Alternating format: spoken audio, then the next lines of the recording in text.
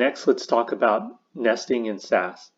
You'll notice when writing CSS there's no concept of nesting or a hierarchy.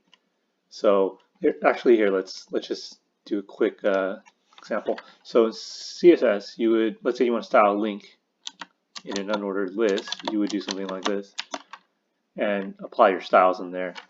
Well, in Sass you can achieve the same thing by just doing this and then put your styles in there, and that would do the same thing. So let's go ahead and do a demo of this and see it in action. So let me see, let's open up test.html and let's add some links in here. How about called home, link called about,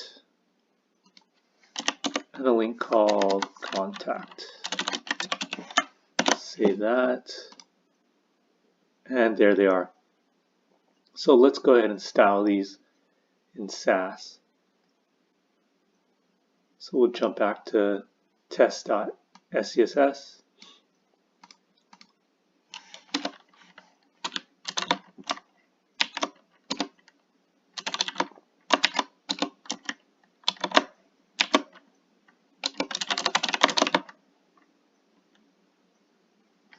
Let's give it something we'll call link color.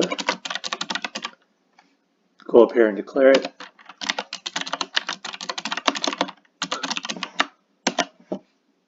It's compiled and the links are blue. To get a quick better understanding of this, let's take a look at the generated CSS file. So you see right here it did UL, LIA, and blue. And that is how you do nesting in Sass.